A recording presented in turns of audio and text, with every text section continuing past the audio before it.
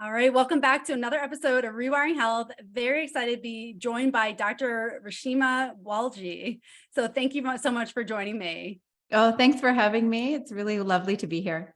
Yes. And so what drew me to you, and then we just talked, is I watched your TED talk and it was just, I was just saying, how much I connected with you and just your vulnerability and just your sharing your story and your journey. And do you mind sharing a little bit about that and what brought you to doing what you're doing today? Yeah, for sure. And thank you. That means so much to me. I was telling you before that it was such a vulnerable and scary experience, not the speaking part, but the sharing of my personal story, or at least part of my story. So thank you for that. How Absolutely. did I get here? When I was young, I was sort of, not very healthy. I had a lot of health problems. My family had a lot of health problems. We had a lot of loss. I have a very big family, very blessed to have a very big family, but also had a lot of people to lose. And Mm. so I went through loss very, very early. My grandparents lived with us. They died when I was younger. There was all these things that happened. And so from a very early age, I was really, really set on sort of changing the face of healthcare, so to speak.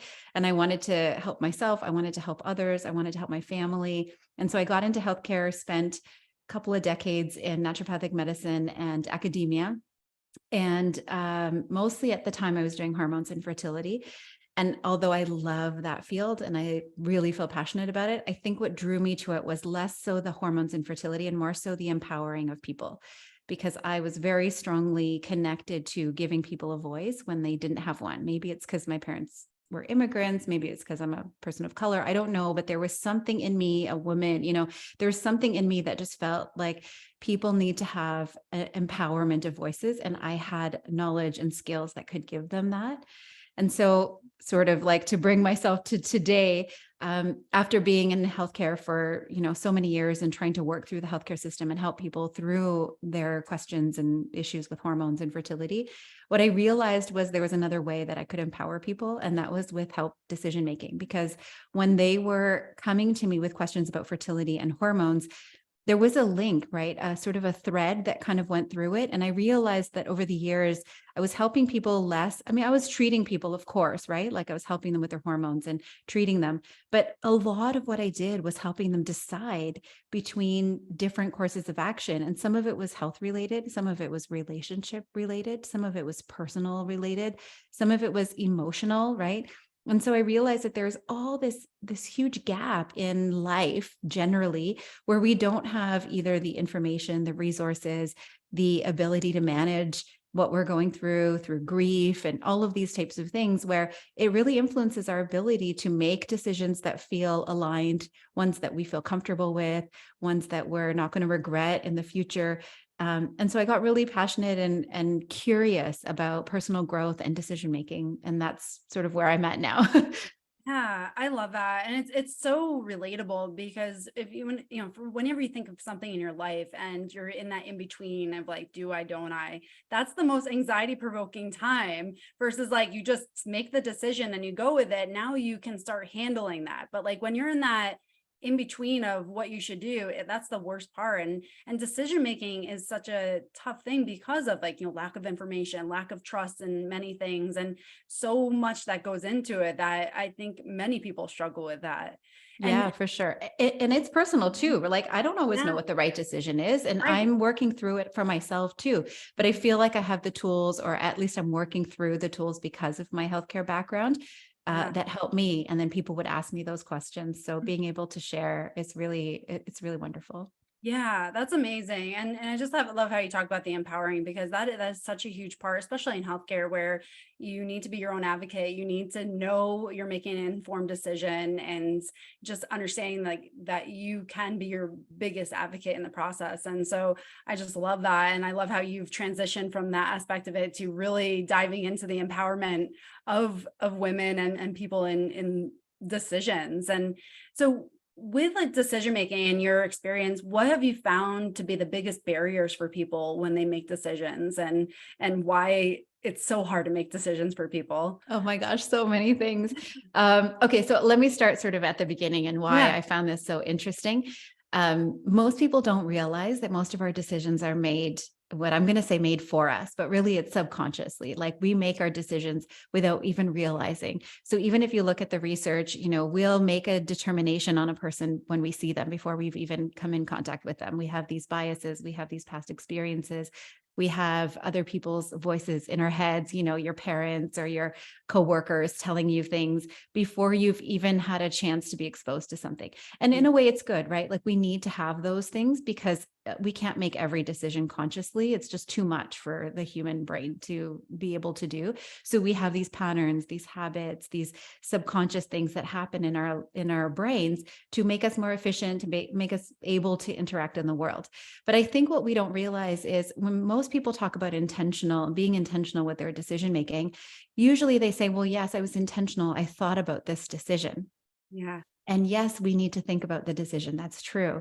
But I think what people don't realize is there is so much underneath that thinking that we haven't necessarily unpacked. And so thinking about the decision is one part of it, but there's so much more underneath that we need to be aware of, or we need to understand goes into that decision. So I think that's the piece that is the most tricky, the most challenging, but also the most important to know, like what is influencing that decision. And if we want to make a change in life, have you ever had this experience where you're doing something and you're like, oh, I need to change it. And then you just keep doing the same thing over and over. And 10 years later, you're like, I still have this problem that I identified 10 years ago, right? It's like we know there's something there, but the reason it doesn't change is because we're not necessarily addressing all the other things that happen in that reaction. Yeah. Yeah. And it's so that awareness is everything. And like, once you become aware of that, that's huge because it is, we all gotten stuck in those patterns where like, oh my gosh, it's like a repeated cycle. And you think that like life just keeps happening to you. But until you realize that it's deeper things that are causing you to have this repeated experience, it's game changer. And with the things that are going underneath the subconscious, I know many people, and I myself included, like you struggle between making those emotional decisions versus like those cognitively logical based decisions.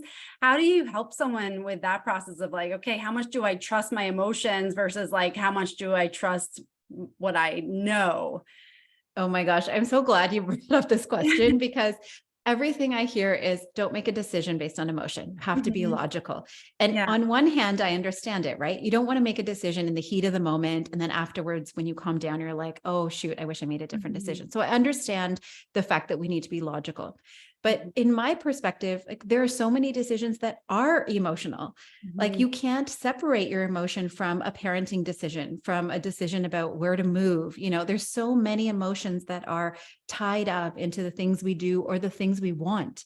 And so Mhm. you can actually separate those emotions. So I think there's some value in recognizing that you don't want to make a decision in a rush because you're having an emotion. And particularly if something's happened to you or you're having a bad day or something like that, of course, you don't want to make a big decision in that moment. But I think the tricky part is actually recognizing the emotion and then addressing that emotion separately. So I'll give you an example from my practice. When I would have fertility patients, for example, right? They would have to it's a really tough thing to be going through because, you try to get pregnant and then it doesn't work out or you have a loss or something. And then you're just into the next one. And there's no time to really process your emotions. There's no time to grieve because you're sort of racing against the clock, right? And so part of the decision-making process, I think, is to separate the emotion and also deal with it. Mhm. So I think that's the piece that people forget is maybe you don't want to make a decision in the heat of the emotion, but you can't ignore your emotion too. So addressing the emotion separately, or at least recognizing it, acknowledging it. So with my patients, for example, I would say like, having a miscarriage is a loss. It's Mhm. like the loss of a family member. It's just that people might not know that you've gone through it. You still have to take time to grieve. You still have to take time to understand that emotion, even if you have to make a decision medically that is, more urgent, where you're like, okay, I need to try again. There is two separate things that are happening here, and we have to make room for both of those. So I feel like the emotions end up getting ignored, but really they need to be addressed. Even if you're just moving, even if it's not a super emotionally charged event, I'm moving to a new city, there's emotion to that, right? Yeah. Yeah. And thank you for bringing that up because my experience and people I've worked with too is I've seen that it's like where people think they have to almost suppress the emotions because so many people hear that, like, don't make emotionally based decisions. And so you get into that, like, you feel stuck or like, I feel this certain way, but like, let me numb it and just keep moving forward. And then it becomes this vicious cycle of like, you have so many suppressed emotions, you feel a certain way, and then it doesn't work. So I Yeah. love And your even if you approach. think about regret, right? Like if you're the type of person who lives in the future or in the past, like many of us do, and it's hard to stay in the present, if you're the type of person who is going to be worried about something in the future or regretful of something in the past, not dealing with an emotion is going to make you regret a decision more. It's going to make you anxious about the next decision more, right? So addressing that emotion and taking into account, sometimes what I usually say is with decisions, we always have to trade something, right? Like you have to give and take. You can't always have every single thing. Either option, there's going to be pros and cons. And so we have to also weigh, how much is this emotional decision important for this emotion in the decision important to me? And if it's really important for me, let's say to be closer to my family and I have to pick up and move, if that emotion is really important to me, then maybe I have to sacrifice something else. Maybe I'm going to get a smaller place. Maybe I'm going to have to pay more for my place. And so it has to still weigh into the decision process because that emotion is significant. And if I don't move closer to my family, then that's going to weigh on me in the future when I'm looking back on my decisions, Yeah, such a healthier way of looking at it and just honoring those emotions and recognizing it is part of the process. And yeah, I love that approach. And it's just so much more relatable and like, cause that's real. And it's like when we sometimes suppress them for so long, it's that like dissociation where you don't know how to go about things. And I truly believe emotions are there to help direct us in life. Yeah, For absolutely. someone who maybe has suppressed emotions for so long and they don't even know how to even read their emotions, that can be really tough. Like, how do you recommend someone to start to learn how to trust their emotions? Like, because I know some people feel a certain way and then be like, no, that can't be right. That's just like, my brain's playing tricks on me. But like, how do you start to learn how to trust those emotions and go with them when you haven't done it for so long? Yeah, this is such a good question. I wish there was an easy answer, but I always go deep. Everyone knows that like I'm not a superficial answer type of Love person. it. But I'm going to give you the Sure. details and then people Yeah. need to kind of work through it. Mhm. First of all, recognizing that it's not going to be easy, but Mhm. it's going to be worth it. Yeah. Like sometimes we have to wade through the pain. We have to wade through the discomfort. We have to wade through, some fears or even judgment, like self-judgment, right? Like sometimes if I get angry, that's an emotion for me that happens and I judge myself for it, right? Like, why did I get angry? Yeah. Especially in, let's say a parenting situation, right? I'm like, oh, it's my kid. They don't know any better. Why am I?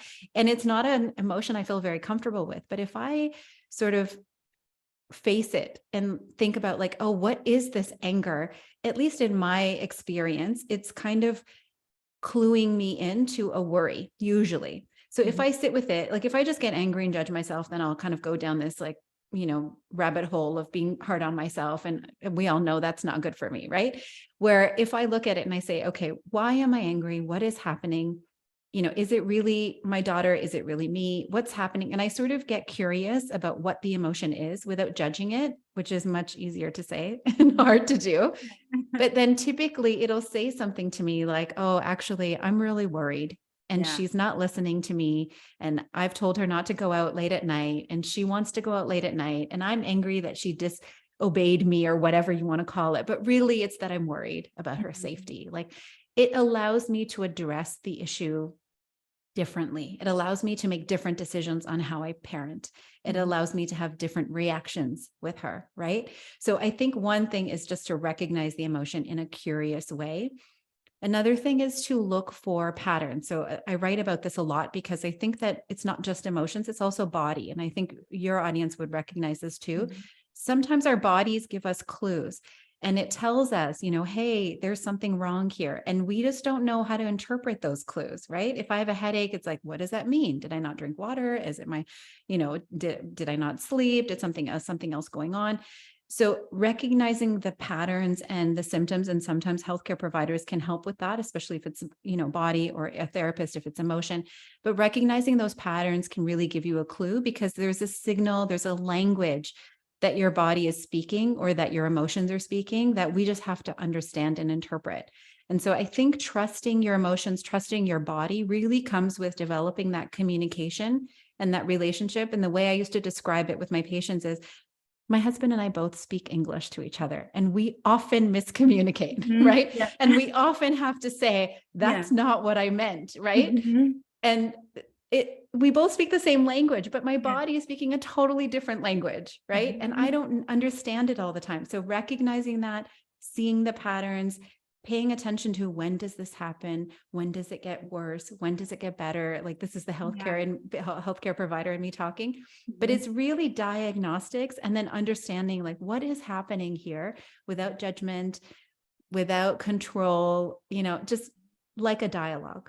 Yeah. Oh, I love that example you gave to you and your husband talking, speaking English to each other, because so many people can relate to that. I feel like there's still miscommunications that happen, even if you speak the same language, you live together, you know each other well, things still happen. But yet I find that, like, and probably you find too, people almost expect like, well, I should know what my body's saying. I should know Mhm. what my brain is saying, but it's not that way. And so I love that you brought that in, because it just makes sense. Like, okay, don't go down on, don't come down on yourself for not understanding that, and right off the bat, and that it is developed communication through Yeah. yourself. And And there's another piece to that too, just to give context to what I'm saying. Mhm. I think a lot of people interpret awareness as self-awareness, like, oh, I understand I'm more of an introvert, or I tend to be a perfectionist, or whatever, right? This is like a self-awareness, and it's Mhm. super important. We need that self-awareness.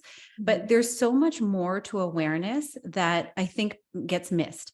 So Mhm. one is self-awareness of your personality, your thoughts, your emotions. There's also a self-awareness of your subconscious thoughts and emotions, which are much harder because they're subconscious. We don't know Yeah. what they are, but looking for them, recognizing them, being open and honest about them, right? Because I don't want to admit, oh, sometimes I get angry. Like that's Mhm. not something I want to admit, but it's true. It happens. And so if I look at it from an honest perspective, it allows me to make a change. Whereas if I just deny it and push it in the closet, Mhm. I can't do anything about it. It's never going to change, right? Yeah. The other piece is in the self-awareness bucket, let's call it, is the body awareness. So Mhm. understanding, most of us don't pay attention to our periods or our sleep or our energy. We just drink a cup of coffee and we keep going, right? But recognizing these nuances and changes in our bodies, I think is really critical and part of the self-awareness. And Mhm. then there's two other pieces of awareness that I write about that I think are really important. And I've gone through several iterations of how to explain it. But one of them is what I call life awareness. Mhm. And most people don't talk about this, but it's really the awareness of how you relate to others. Mhm. So, how are you in your relationship? How are you with your kids? How are you in social settings, right? There's a self awareness, but there's also this relational awareness. How am I with them? How are they with me? Mhm. Right? Because it's just as important for me to understand my emotions as it is for me to understand my husband's emotions or my child's emotions. This is where empathy comes in. This is where, relationship building comes in. So there's what I call life awareness. And then the last one, which is really started off in healthcare, but I think applies to other contexts, is what I'm calling system awareness. Mhm. Just sort of a sneak peek into my book, because I haven't written about it yet, or I Yeah. haven't written about it publicly yet. Yeah. But it's system awareness, because a lot of times we don't know how stuff works. Yeah. So when someone comes into me and says, Mhm. I don't know what's going on with my body, maybe you don't understand the language your body's speaking, but you also don't know what's normal. I'd have people coming in and say, oh yeah, isn't it just normal that I bleed every time I have intercourse? And I'm like, well, no, actually that's not. Let's talk about that. What's happening? What's going on in your body? Or they would say, oh, well, I get my period every 2 weeks. Isn't that normal? No, it's not normal. Let's talk about this, right? So sometimes we don't know how the body works. And in your context, I would imagine people don't understand the nervous system. They don't understand, how your body responds to certain things, Right. or how different parts of the body connect to each other. So it's physiology, anatomy, but then you can even say like finances. If I don't understand Yeah. how finances work, how can I make decisions about my bank account or my business, right? Uh-huh. So system awareness is how stuff works. And I think that's another piece that we really need to be paying attention to when we think about awareness. Yeah. Oh, I love how you dive so deep into that. Because it is so true. I find it, yeah, you do get surfacey. And once you start looking at those pieces, and I love how you just integrate all the aspects of it and then talk about the interconnectedness, because they all do play on each other. If one aspect is really not functioning well, other things will start to suffer because of that. And if we're not even aware, like you said, like finances, if you want more money, but you don't even know how money works, like how do you change that? And also too, you know, when you talk about, you know, people coming in, like, oh, bleeding during intercourse, and they don't even realize that that's not normal, but many things become normalized. And so we think, oh yeah, of course I should be stressed every single day and have a headache every day because this is just how it is. But yeah, it's like once you start diving into it and be like, do I need to live the rest of my life like this? And how can I change it?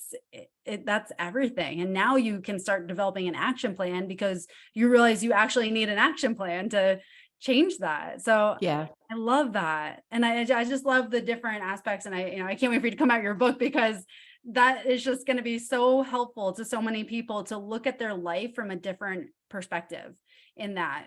Because Thank you. yeah, so I love those concepts. And you're so right about things being Mhm. normalized. Like we get so into our habits and our patterns, we don't even realize that something's Yeah. wrong, right? We don't even realize Mhm. like, oh, I get a headache every day for the past 6 years. Like it's just my life. Mhm.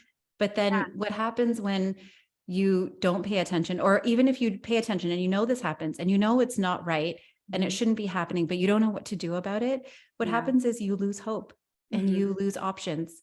And then you stop trying, you stop asking, you just feel like this is your life. And in Yeah. some cases, people have things that they have to deal with for many, many years or the rest of their life. But in some cases, it's not true, or there's something that could give them relief. And I think that's important to realize, that if we lose hope, we lose our options. Mhm. Oh my gosh, totally. Yeah. Yeah. Hope is that like energy behind it and just keeping you moving forward in a direction that's not stuck. Yeah. I Yeah. love that. And just as you were speaking before, there was like, you know, just one thing that really stuck out to me is the difference in what you highlight is that, like, you know, the difference in saying what's wrong with me versus, you know, what is this telling me? And it seems like such a subtle difference, but it's such a huge difference in the questions you ask yourself. Like when you ask what's wrong with me, you're going to get answers of what's wrong with you. But when you ask, what is this telling me? Now you can use that information. It becomes useful in moving you forward. So I just love that perspective that you shared, is looking at yourself differently and recognizing, like, you know, if you're getting angry, instead of asking what's wrong with me, like, why am I doing this? What's the why behind this? And now you can start to dive deeper into the driving force. So I Yeah, for love sure. that. It's the curiosity Mhm. that allows change, right? Yeah, absolutely. So when I just want to dive more into like that subconscious, because I love this. And you know, that I found the more I dive into my subconscious, the more I unravel things. But I found it to be really hard to start because you've lived, you know, for years, decades with these thought processes that were developed in your childhood mostly. So how would you recommend, or, you know, how have you done it to start to dive into some of those beliefs that we carry that we don't even realize we're carrying, that and that are dictating 95% of our life? Yeah, for sure. And I think this is such an important thing. And I'm going to say it's a lifelong journey, because even me, every day I'm realizing something that happened, you know, in my past that is dictating how I handle today. And I Mhm. think especially for people who have gone through something in their past, like if they've gone through some traumatic experiences or they've had a health condition that's interfered with something, you know, it really changes how you approach things in life. And even if you haven't gone through anything, what you think is a big deal, right? Like I would talk about, you know, a baby that's been separated from their parent, like not to put guilt on parents, because I'm a parent too. And of course, I'm not going to be with my kid 24 hours a day. Yeah. But if that baby feels separation, then for that baby, there might be something there that sort of influences how they interact with their parents, how they interact with the world, right? So we all have these things that shape how we live, and they're necessary and they're important, and they help us get through something. But Mhm. over time, they may no longer be relevant. And so the first thing I think I mentioned is to look for patterns. That's the first thing, is to Mhm. recognize what is the subconscious thing that's happening, Mhm. because if you don't recognize it, you can't change it. And then the other piece is, how do we take action on that? And Mhm. a lot of it is reprogramming your mind, right? Like we have to reprogram how we think about things. And so the balance is, we can't think about everything all the time. So how do we bring to the surface what is subconscious that we want to change? And how do we push down the things that are conscious that maybe we want to change a habit and we want to push it down? And one of the examples, or one of the things that is helpful, is repetition. Nobody likes to hear this one because it's like, I just want to learn it. I just want to Yeah. change The it. quick fix, right? Yeah. Yeah. But the way I describe it is, imagine you're trying to cross a lake and there's a bridge, right? Somehow you formed this bridge to the other side, and it's in a certain way. So I'll give the example. It's one of the ones that I talked about on my podcast, like early on when I was just sharing sort of what was going on in my own life before I started writing about all of this. And I remember I was really stressed out, and my husband was like, let's just go for a walk. Let's just go for a walk, get out of the house. Let's just calm down. And I was like, I don't want to go for a walk. It's cold outside. It's boring to walk around our neighborhood. Like the bridge that I had created in my life, the stress bridge, was I want to watch movies and eat chocolate. Like that was the bridge, right? Anytime I was stressed, I would watch movies and eat chocolate. Very unhealthy. And lucky for me, I went into naturopathic medicine and learned all about, healthy habits and things like that. But really, the reason I couldn't stick to some of them, or the reason I had a hard time and had to really practice over many years, was because I had this bridge that whenever I'm stressed, I watch a movie or I eat chocolate. And so we went out for walks and we just kept going. And we had a different purpose. It wasn't for stress management. It was because we wanted to get our steps. We wanted to get out of the house. We wanted to kind of have some time away from the kids. They're old enough to be at home alone for a little while. And over, I would say, the course of a year, maybe 2 years, we started walking very regularly, and we would just dump all of our emotions on each other. I would be like, I'm stressed about this. He would be like, I'm stressed about that. And we would just listen, talk, and the whole walk. And then we'd get back and we would feel better. Mhm. And I eventually created another bridge. So now when I'm stressed, I can choose to eat chocolate or watch movies, or I can choose to go for a walk. And I have now subconsciously realized that that walk is stress relieving for me. Mhm. And so I'm creating another bridge, but it takes a long time to create that bridge. It takes recognition, it takes time, it takes repetition, and it also takes understanding the connection between the walk and the stress, rather than just we're going to go for a walk to get our steps, right? It's this almost like subconscious reprogramming that I had to remind myself, oh, this actually makes me feel less stressed. And so I'm going to do it in order to feel less stressed. It's like I was training myself the way I would train my kid, right? Like where I would say, you have to, exercise. I was kind of telling myself that because I wanted to create another bridge of stress management. Does that make sense? Totally, absolutely. And the reward of it is meaningful enough to you that there was the desire behind it to keep going because you were gaining benefit from it. So Yeah. it makes total sense. But yeah, it's like when we're stressed, we go to what's familiar. So for you in the beginning, it was the, chocolate and watching TV. But when you become more familiar about something else, which became your walk, now it's like that stress, you go to what's familiar and it's a better habit that you're in as far as serving yourself. Yeah, it makes total sense. And it's so true. It is that rewiring. It's like you gain these deep roots in what you know, and now you almost have to plant a new tree and get different roots and deepen those so that they are more solid of what you can go to. But yeah, I mean, I think the big thing you said is there's choice, and you always have a choice. And that's such an empowering thing, going back to empowerment, like one empowering thing when every minute you have a choice, so even though some things may feel uncomfortable because it's a new habit, it's a new pattern, it doesn't mean that it's wrong. It just means that, like, how can we make a better choice? And asking yourself those questions is so important. So yeah, that's such a great example of Yeah. sharing. It does take time, and it does take really, conscious intention to be able to do that. I didn't start like that. That wasn't how I Yeah. started it. But Yeah. after I started realizing, I was like, okay, I want this to be my new thing. But I want to mention something. You had told me a lot of people who listen to this podcast have gone through, a lot of physical changes or have had pain and that kind of thing. And I want to stress that when I talk about decisions, at least when I read about it or see it on social media, a lot of people talk about decisions in the context of productivity, efficiency, determination, motivation. Like, you just have to get up and do it. You just have to be determined. And if you're not, it's your fault, basically, is what they're saying. That maybe that's not the words that they're using, but that's what I hear a lot of times.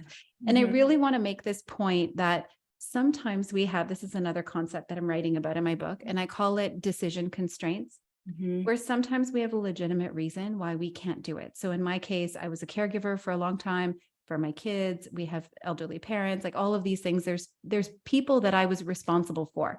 So, you can tell me to get up at 5 a.m. and go for a run and do an hour of meditation, but I'm never going to do that, at least when my kids are young and when I have to check on my parents. You know what I mean? Yes. So a lot of that stuff that I was reading at the time, I would feel bad about it. I'm like, oh, I should just get up early, but I can't. And I think that also goes with other people who have other things, whether they've been through trauma, they have physical pain, chronic pain. There is a legitimate reason where you can't make a certain decision Mhm. that you feel like you should be making, right? The proverbial Yeah. should, Right. right? And I think there is something powerful in recognizing that it's legitimate Mhm. and that you can't make the decision that you would maybe want to make, and maybe dealing with the grief of that and the change in your identity is important because that emotion piece is going to be there. But there's also another piece where, why don't we get creative about what you can do?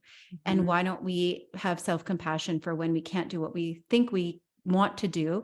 How can we change that so that we can at least move forward? And maybe moving forward means I'm going to take a nap today and I'm going to be Yeah. okay with that, right?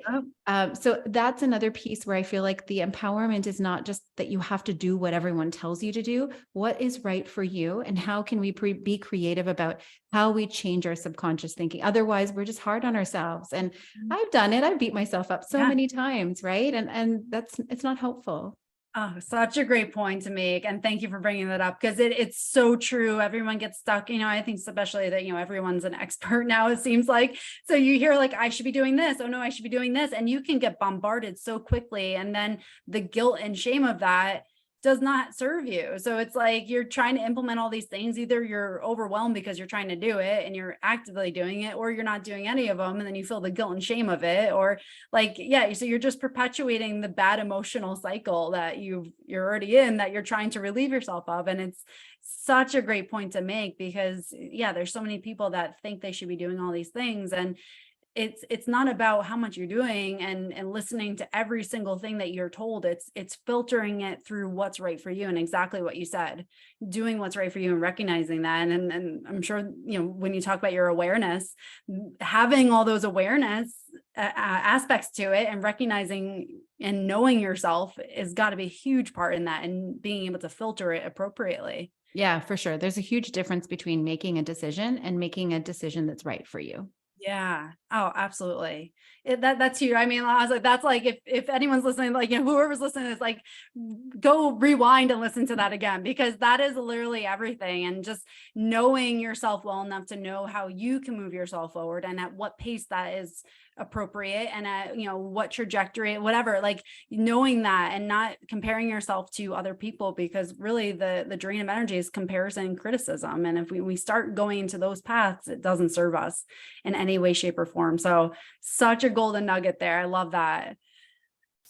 So kind of moving forward, for someone who wanted to connect with you and reach out to you, how can they find you? Yeah, my website is probably the best way, livingxo.com. I am on socials, but it's not my favorite place to be. So the Yeah. website's probably the best. I have a lot of free resources too. I have a quiz that kind of plots people on the graph of awareness. And then the second piece of this graph that I didn't get to talk about is action. So kind of plots you on the graph and helps you figure out sort of where you are on the graph, and then gives you some steps to go afterwards, what to do next. To be more intentional in your life. I've got a gratitude challenge. I've got a workshop on emotional regulation, just all sorts of free resources. I try to just put as much out there that helps people. And, I'd love to reach out, or I'd love anyone to reach out and just connect with me. That's sort of why I do this. It's the emotional currency of being able to connect with people. So yeah, my website would be the best place. Awesome. And I'll put down the show notes for anyone listening. Definitely check that out and connect. And thank you so much for everything today. There's just so many things that I know will resonate with so many people who are feeling stuck, struggling to understand their emotions, struggling to make decisions in their life, struggling to move forward. So many things you can take from this conversation and really apply them to your life and move forward. So I just appreciate all your insight and your experience and your sharing your journey. Oh, thank you so much. It's been a real pleasure to be here. Absolutely. And thank you. And for anyone listening, please again, subscribe to the podcast and leave any questions, comments, and please leave a review and let me know what you thought of this episode. And thank you again for being here. Thanks so much.